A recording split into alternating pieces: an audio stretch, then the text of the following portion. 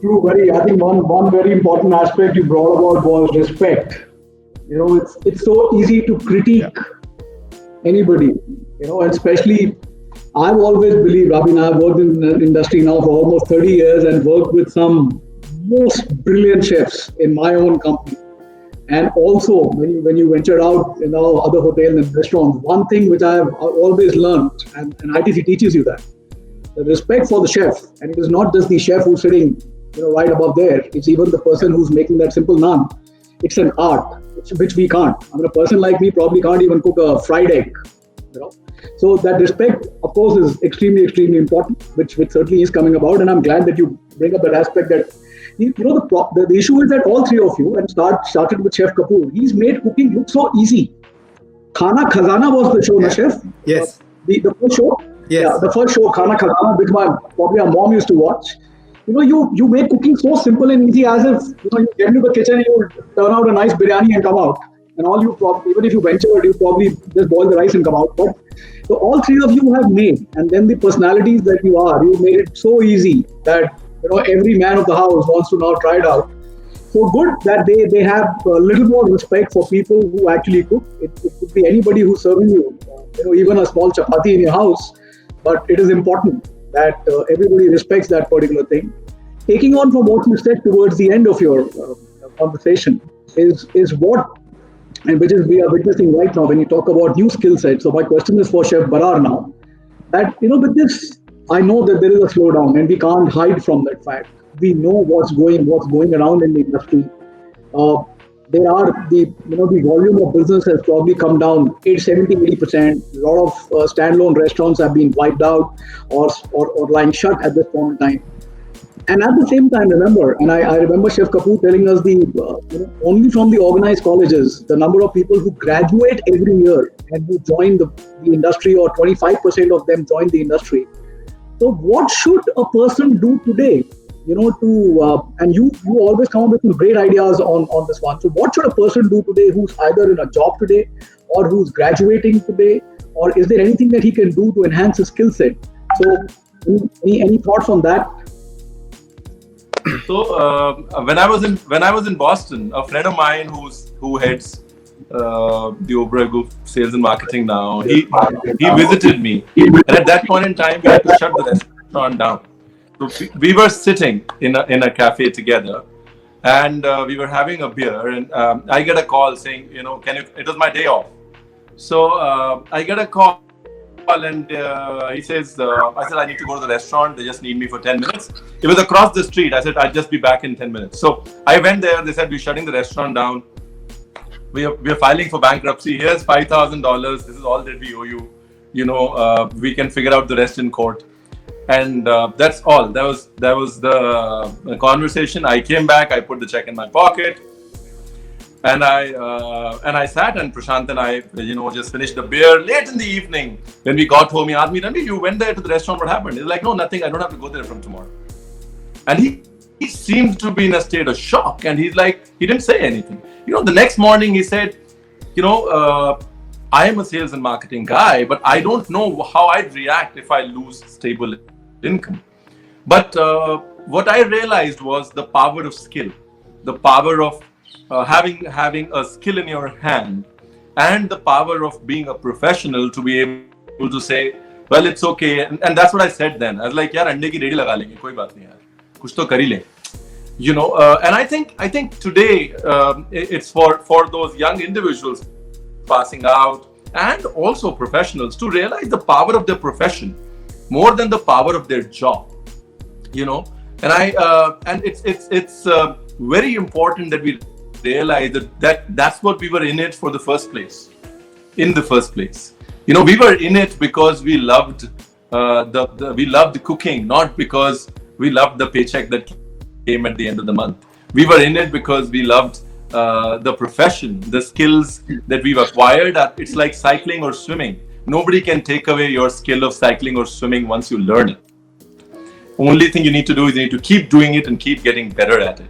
And I think that's what we need to realize, that nobody can take away the skills from us, as whether we are young professionals or we are students passing out, or we are chefs whose salaries have dropped down because because the hotels are shut, or we are chefs who've lost their jobs.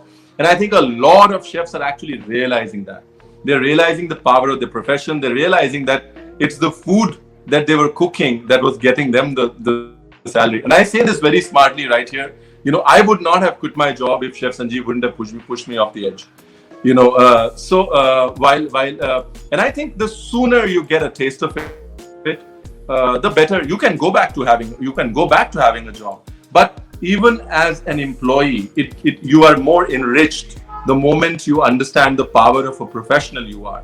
And even as an employee, you'll contribute better to an organization if you're banking on your professionalism, not getting the best, not just getting the Employee of the Month award.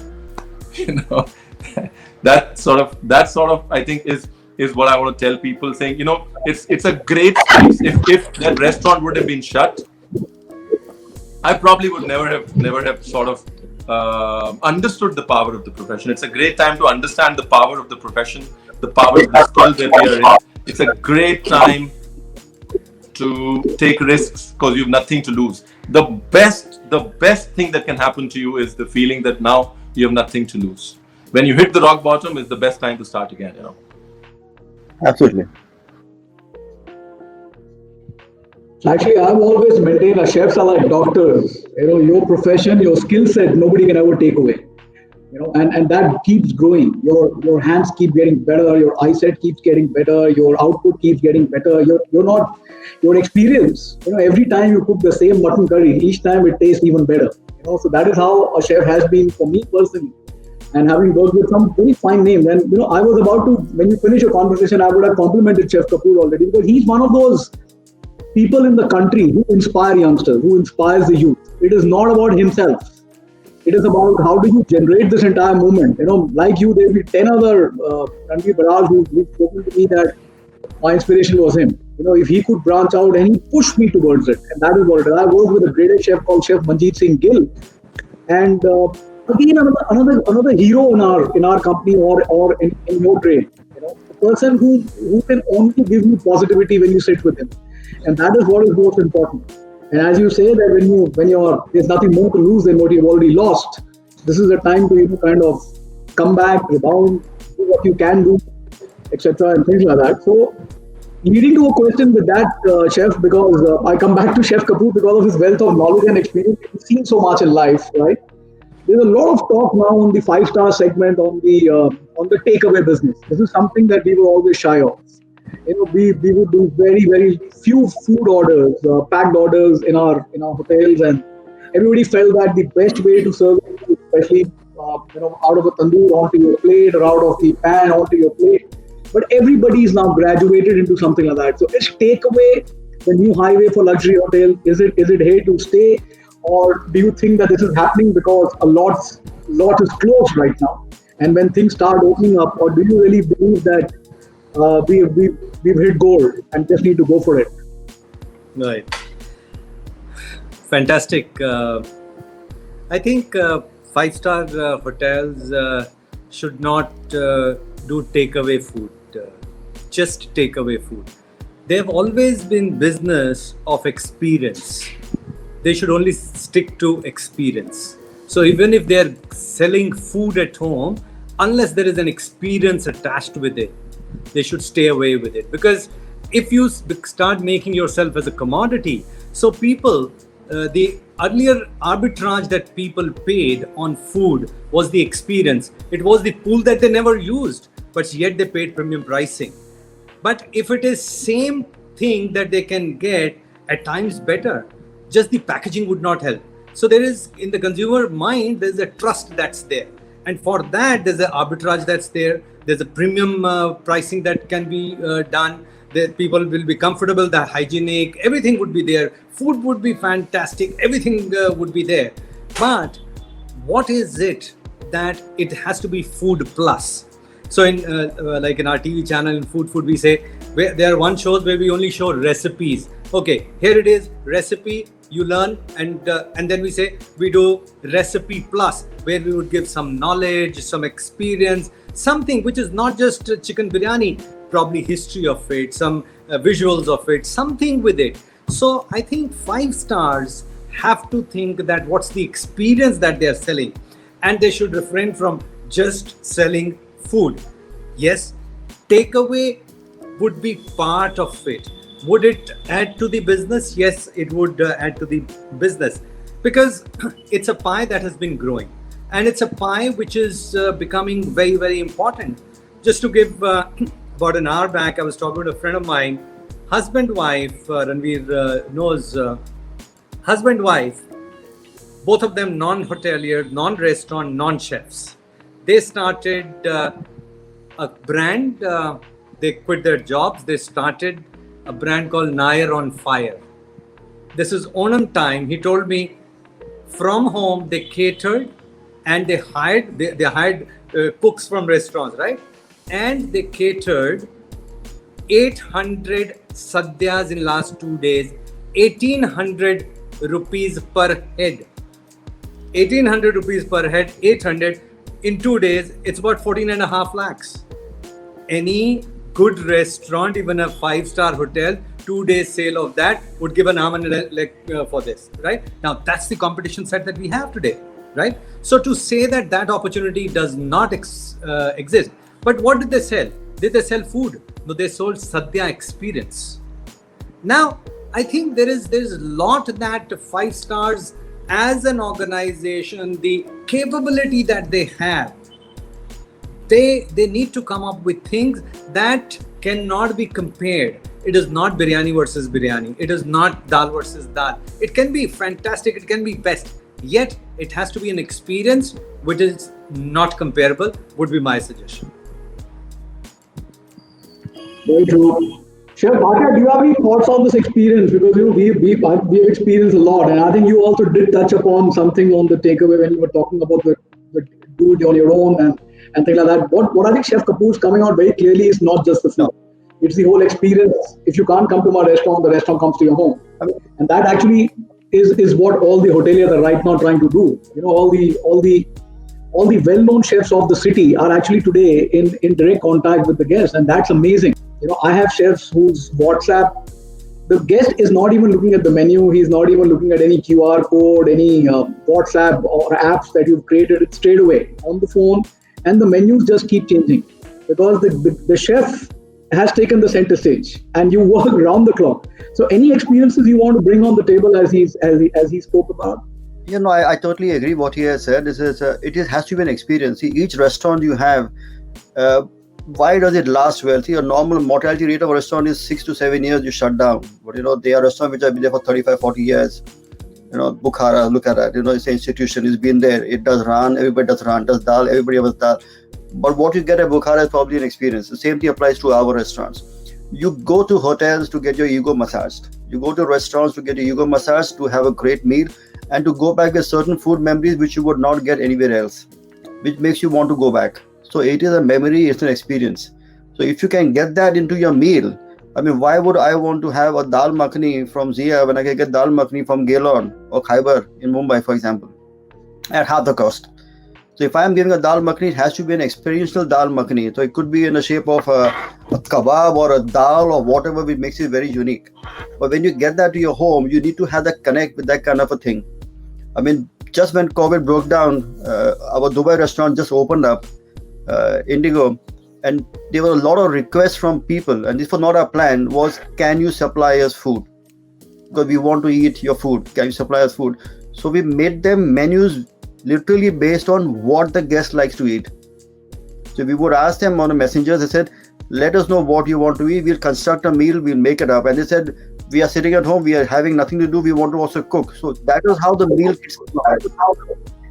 So we would give them marinated lamb chops and with accompaniments with the sabji or dal, rice, whatever we want to give, and they would finish off the cooking on their side. So there was an involvement of certain sides. Either the cook at home would help them out, or the guy at home would barbecue himself, but it was still an experience.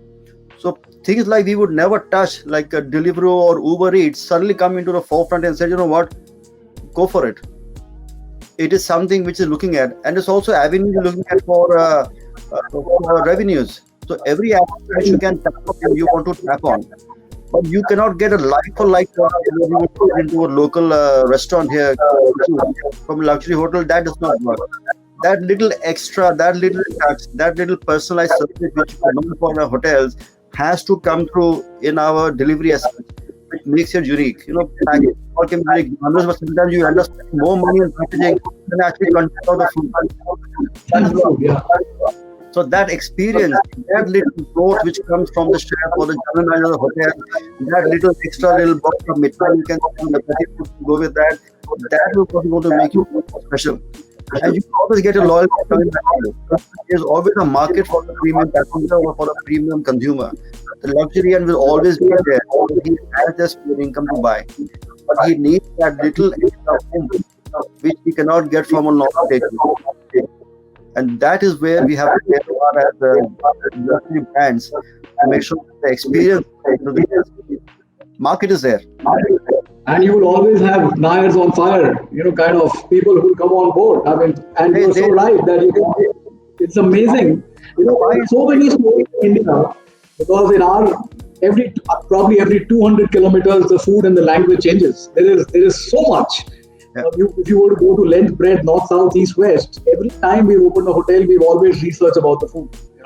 So last hotel opening in Calcutta, it was all food of the east, where we didn't venture out so much. But that keeps going on. So Chef Vineet Bhatia, another question for you, because being based out of London, is the millennial India or the millennials advocating sustainable dining, and which is just not just food, but the combination of how the food is produced, how it is packaged, how it is consumed? Is this generation actually a little more aware than the previous one? And do you think there's a movement happening in this particular direction? When I went in the industry in 85, I was only mocked at, laughed at by my family members, my relatives, saying, "Oh, you're going to wear a funny hat, you're going to clean toilets, you're going to peel potatoes." And I said, yes, because I wanted to rebel, I wanted to do something different. So the mindset in 1985 and 84 to the mindset now in 2000, I mean, I see my son is millennium, 2000 born, the way they look at things, and also my nephews back in India, when they look at things, they are conscious. And I think internet has played a major role. There's a lot of information sharing going on, and people have become very astute. They want to know where the product comes from. They want to know the provenance. They want to know who are the artisans behind it at times. Who is making my khoye ki mithai, or who is making where is my kadaknath chicken coming from, for example. Where is my certain thing from, the chilies are there from Assam, kahan se aa rahi hai? There is an understanding. And there is an idea of sustainability. They want to have a low carbon footprint, for example. A lot of stuff say that hame local chahiye. We want to go local. And that is more important, because when you actually go local, you're supporting your local economy around you, because they are the ones who get the most important hit. And if you can't help people around you, then what is the point? So the young generation is very astute. They understand everything is at the tip of their fingers now. All information is readily available for them to get access to. So the days when people could think, maine potli dal diya jeb mein, maine masala dal dunga, and nobody comes to know. Hey, damn, you should be salt, for example, most of the time. We come on board as such and say, okay, we want to teach, we want to showcase, we don't want to hide. We want to share knowledge, and that is what comes through. And the young generation of chefs who are also coming through are the same. The young entrepreneurs coming through are the same, that they want to gain knowledge, they want to share knowledge. You can only grow if you grow with the people around you and help them and grow them. And the new generation is very sensible. They know what is around them, they know what things are, they know what the cost of things are at times now, and how well it can be utilized compared to what happened probably 30-40 years back. It's a total change. The mindset has changed a lot. The mentality has changed a lot. The chalta hua attitude has gone. Our cricket team, what it used to be 35 years back, 40 years back, and look at the team now. Look at the physique. Look at the body structure. Look at how well they are. Look at our music, for example. Getting Oscar awards. Look at the movies we are making on a world scenario. Why does our food have to stay back? Why can't we put it to the world podium level and be amongst the best in the world? And that is what I've always championed for. When I first came to UK, I was totally disgusted by having a Bangla fad or a Vindaloo or a curry. It doesn't even exist in India. And now you have people popping up around the world opening restaurants which try to showcase modern Indian khana, but still keeping the taste impact, the flavors together. And that only comes through with education. And our generation is very, very clever. They learn fast. And you can't just pull wool over their eyes. It's never worked, it'll never work. Great. So, every industry, like the Bollywood has the two Ranveers, our industry also has this young and bright Ranveer Braz who trends, whose social media keeps trending. So, somebody asked me this question to ask you actually, that what as per you will move out and what as per you will move in? Any trends do you think will move out, and any new trends that will emerge? I think there are a few very obvious ones. Applying a little bit of common sense. I mean, crystal gazing is something that anybody can do. But if you apply a little bit of common sense, I think exhaustive menus are a trend of the past. Neither does social distancing nor the availability of the lack of availability of imported stuff for some time. It allows for lesser manpower, and it also allows for lesser ingredients to work with. So I think exhaustive menus, Bukhara has championed that decades back. But exhaustive menus, I think, are a thing of the past. And when you move exhaustive menus out of the window, then unless you are a Bukhara, then you need to change regularly. Then you need to turn menus around regularly. You need to be more aware of seasons. You need to be more aware of producers. You need to be more aware of what grows around you. You need to be more aware of what people want. So I think menus that are smaller and more aware, menus that sort of respect the ecosystem enough to reflect in that is purely applying my common sense. That's what I see as the trend of the future. Exhaustive menus going out of the window. I think also a lot of better, and it's a trend that we will probably learn very soon. But the biggest adaptation that I had to do, and where I lost a year and a half of my professional life, was when I moved to the US. Manpower planning.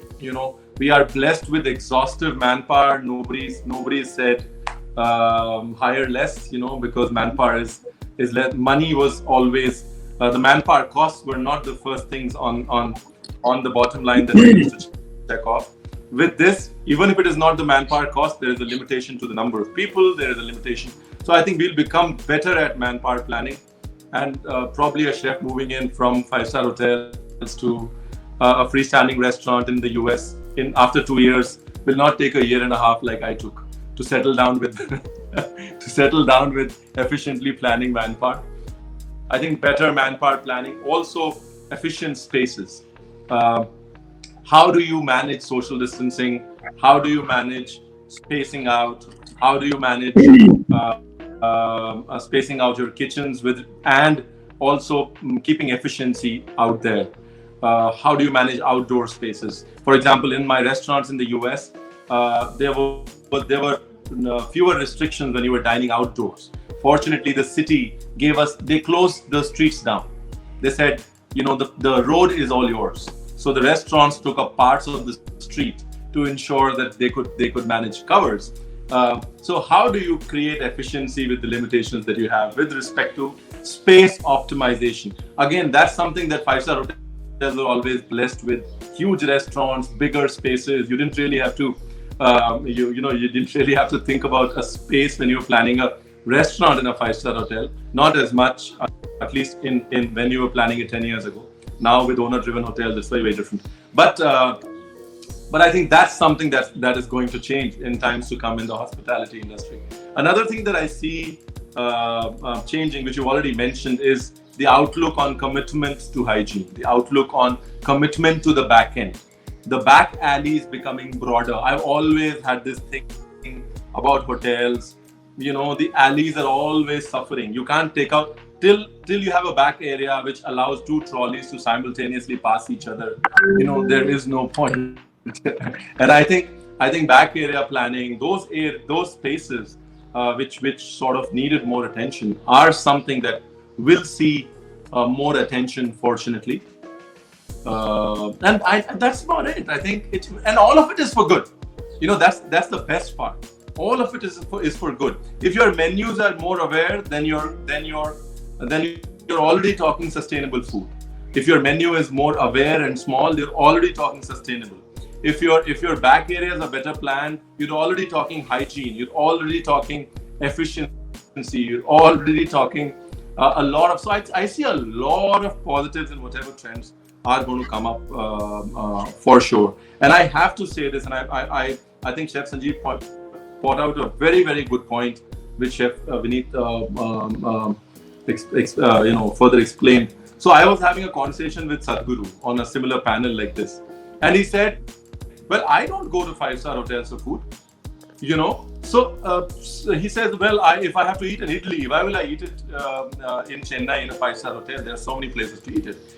So just the food battle is not something that 5-star hotels should be fighting anyways. And I think that is something that is another big leap for 5-star hotels, because outdoor catering was something that every general manager shunned at, saying, "Bahut jhanjat hai yaar, khana leke jana, ye karna, wo karna. People are coming in, I'm getting banquet money. Why should I worry about managing outdoor vans, outdoor catering?" Now, that's the challenge. Now, how do you take the experience out of the 5-star hotel? So I think beautiful opportunities which are reflecting in these trends, and I'm very excited to see how the industry adapts. Awesome. I think clearly you said, if I was to sum up, you've said less is more, for everything, whether it's manpower, whether it's quantities, space. Lots has changed in 5 stars also now, my friend. They used to initially ask you how many covers, then they said revenue per cover, and now we are being questioned on profitability per square feet. So lots is getting more and more demanding. All right. So, but yeah, I would agree with some of these thoughts. Yes, sir. Yeah. So Anil, I think Ranveer brought out the changes. If I were to say, I think one of the biggest change that I see is that pre-COVID, it was eating in and eating out. These are two concepts. There's a convergence of that. There's a convergence which is very, very clear and real. Now, one has to look at this convergence, and that's the opportunity. And that opportunity size is much bigger. The opportunity size of eating in versus eating out. So eating in, so I think when eating out had its own personality. In luxury, there was there was a little bit of I would say fear that was there. The informality of food is something which is real. The sincerity of food has to keep on becoming more and more and more important. So let's look at this session, right? And okay, because we are who we are, and we are sitting, he's sitting in a jacket, I'm in a shirt and in a t-shirt. Maybe this was hotel chefs and all, this conference, they'll be sitting in their chef's jacket, right? You would be with your tie also, right? Here, you are now in a position in a head office. There's an informality that is started to happen. That informality is the biggest shift that is happening in consumption pattern at home. So when you bring in, you have to realize where do you want to position, what you want to do, and go after that. The biggest size in the pie is eating in today. Was always there. It was always there. What is happening is that the eating out people, they have been affected, and they are trying to get into the eating in pie and trying to eat out of that pie and say that, okay, because that eating out pie does not exist. So if that is the case, the conversion is the opportunity. How do you get there? What is the personality of eating in that you want to bring in? Do you want to address that market or not? Or you want to stick to eating out part only? Clearly, that's a large pie. You should go after it. But build that personality. That's the opportunity. See where you want to do. Luxury, mid, where pricing. So meal kits from restaurants is one opportunity. But meal kits, we have just started with Amazon in Bangalore. We are testing it.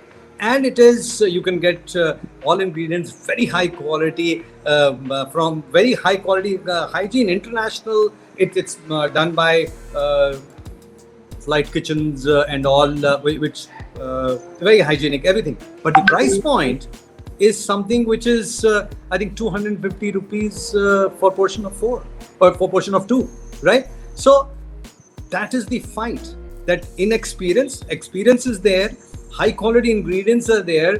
It's a recipe that you will get on video. You can get through a QR code. You will get it on Alexa. You will have all the technology that is there, and that's the fight that you have to run, and very efficiently delivered through a cold chain, which is very well perfected. So remember that when you're trying to go to the market, which is very attractive, you are ready for it. Not just the packaging, maybe, because what I'm seeing mostly is that people are working on great packaging, but I think 5 stars, luxury, need better storytelling. I think that storytelling, each market has to be addressed in a way that they should say that, okay, this is what we own. Very clearly, I decided when I moved to TV, you said that I made easy cooking look easy. No, it was a decision that I took because I was addressing people, I was addressing large people through TV who were novices, who didn't know, they were just home cooks. If I taught them something that was flambéed and things which were difficult, they would have rejected me. I had to talk their language. I adopted them. That's when they adopted me. It was not the other way around. I was talking their language. That's why they believed in me. I knew that was a large opportunity. At that time, no chefs believed me. They thought that I was mad. They thought that क्या कर रहा है ये छाछ बताता है TV पे पागल हो गया ये तो, right? ये छाछ बताने वाली चीज है. Now, but that's a call that I took. I understood what the opportunity size is. I knew what I was doing. I think that is exactly where we are today. We have to redefine. We have to say this is what we are doing, and if we have to have a policy shift, we should do it. I'm sure most people are doing it. They're fighting their own battle. I can tell you that these are interesting times, exciting times, and more iron fires will succeed thanks to the inbuilt inefficiencies that we have let seep into the hotel and restaurant industry over the years. I think what you'll also see is there'll be a lot of new people coming in the industry who are looking at products which are single ingredient focus or single style focus. And that will be the USP. Like you said, the Nair guy is doing phenomenal business, 14 lakhs in a couple of days. So you'll have one guy who probably specializes in one kind of a thing and he'll make it his forte. And that is where he's going to make the most revenue for himself and he'll survive. And you probably go to people like those because they are super specialized into one single thing. Or just guy just making one type of samosa with a little different version fillings, that is satisfying. So that is the emergence which I will think will probably come through, especially on eat-ins. I guess you're talking about it. I think very similar. I think again it's coming back to niche, less is more, specialization, experience. I know we're running short of time. Actually, speaking Bhuvnesh ji, अगर आप मेरे को इनके साथ में बैठा दो तो then we can continue. But I know I've got the message already that you've given us 5 extra minutes grace period. I've only had one opportunity in my life to dine with Chef Sanjeev Kapoor. Ranveer I've met a couple of times. Vineet I've missed when he came to my hotel. But it's absolutely brilliant, joining them in a conversation. Gentlemen, first of all, we are nearing the end of our show, so I've got that signal already. I must tell you, we cannot let this session close without these questions. मेरे को मार देंगे लोग अगर I'm coming to that. So before because there are a lot of questions coming in, but before we close, because a lot of youngsters would get this opportunity to see you and hear you. From all of you, if I was just to request you to give them one big bang idea, what should they do today to prepare for tomorrow? Is something that I would love to know from you. We can start with Chef Kapoor once again, and we can move on from there. Just that one big bang idea. You spoke actually about a lot of ideas, and I'm sure people should have picked up a lot. But towards the end of the show, if there's some thoughts that you want to leave behind, what would they be? So I think Ranveer has touched upon that briefly, and I would say, if I were to say, this is the best time to turn an entrepreneur. This is, and when you start today as day one, and start. Do not wait for perfection. So one, best time to be an entrepreneur. Two, start today as day one. Starting is more important. We keep on waiting. We wait for, because we come from an industry where we wait. We say that no, this is, we are taught that finesse. We are taught that we know what is better, right? And for that, time does not wait for us. The biggest learning is that starting has more value than having a perfect start in business, because you don't know what course correction would be needed. So that's, and do not waste even one day. Keep on learning, keep on learning, keep on learning, and more learning, more earning, more learning, more earning. Okay. I think from my point of view, the most important thing is self-belief. Is your inner confidence of what you have about yourself. You have the skill factor, you have the self-belief, and you got to be motivated every day to go out. And the thing is, whatever is that you have done to sustain and survive in COVID-19, expand that to make it entrepreneurial.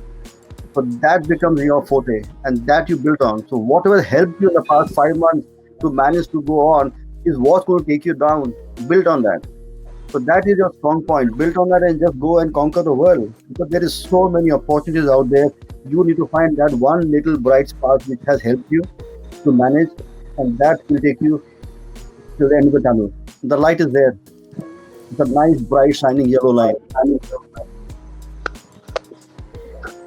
So my big idea is, for a long time we've said think big. I think it's time when we said think small. Think small and start. A lot of times we want to start with 40-page menus. Now it's the perfect time to think small, think in detail, and start. Don't let because the play field is level. Magnitude should not scare you. Everybody's in the same playing field. Think small, think in detail, and start. I think that's think small. But do make a beginning. Best time to make a beginning is the message from all three of you actually. I'm going to pick up 3 questions, one for each one of you. This is coming again and again from the audience. So the first question is for Chef Vineet Bhatia.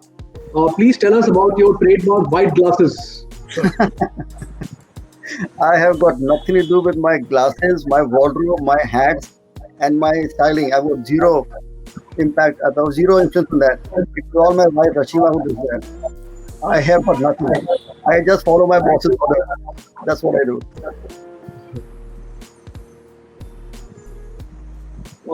Second question which is coming is for Chef Sanjeev Kapoor. How's your mother's cooking affected your style? Is there a lot that you've learned from her that you've been able to bring onto the table, and that you are able to pass on to the next gen, and the story continues? Oh, definitely. I think any learning that happens from home is a great learning. And I would say that right from beginning, I would go with my father to Mandi to buy peas and everything. So whether it was understanding quality of ingredients, pricing of it, negotiation of it, or conversion of it, or importance of freshness and all of that, I think that learning is there forever. And that is biggest learning is understanding of power, what is not seen, power of energy, power of positive energy, power of love that we put in food. It's not you cannot write that in the recipe. That's something that comes from heart. There's no recipe tells you put love, this much teaspoons of love. No, that comes from your mother. That's inherent. That's what you imbibe. And that's what, if you can pass it on, if people can get that trust out of you, that you will not keep anything with you, that you will teach everything. And when you say that cook with love, and when they do, they also become good cooks.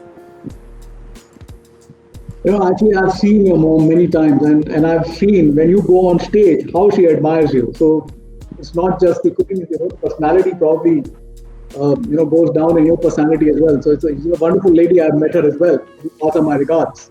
Thank So the next question is for you actually, and they say that 2 Ranveers are not enough in Bollywood. Is there a chef who's going to make an entry into Bollywood as well, called Ranveer Barar? Sir, the only thing I've been able to achieve in 42 years of my life is the ability to cook. It took me 42 years to achieve that. Abhi starting of Bollywood, I'm this sort of a guy. So it'll take me another 42 years. That's a long drawn process. I'd rather not wait that long. I just keep doing what I'm doing. Great. So, gentlemen, we've come towards the end of our session, and another message which is passed through. But I think what you all three have left behind, to me at least, is that we did not talk about what's going on. You've spoken such amazing things which bring a lot of positivity, a lot of energy, improving your skill set. All is not lost. Faith, confidence, love, affection, teaching, helping people improve. These are the biggest takeaways. So, and that's probably what, I don't know whether Bhuvnesh, that was the objective, but that is what is coming out of this 1 hour, 1.5 hours chat with these 3 super champions, if I'm allowed to say so, not just chefs, but fabulous human beings. So please continue to, make people grow. Please continue to encourage people. Please continue to encourage the youth. Please continue to encourage hoteliers like us. Every time I met you, we've only come back with some great thoughts. And that's exactly what's going to happen even tonight. That after spending an hour and a half with you, we're only going to discuss the show when I get back home. Right? So it's been an absolute pleasure and an honor to share the stage with you. And thank you, BW team and Bhuvnesh ji. Thank you very much. I hope we have lived up to your expectations. And thank you very much for inviting all of us once again. So thanks very much. No, Thank you. I'll take Bhuvnesh. I want to take 30 seconds. 30 seconds. Because it's not that we came here, we told our stories. I want to give something here so that anyone who's there to the industry.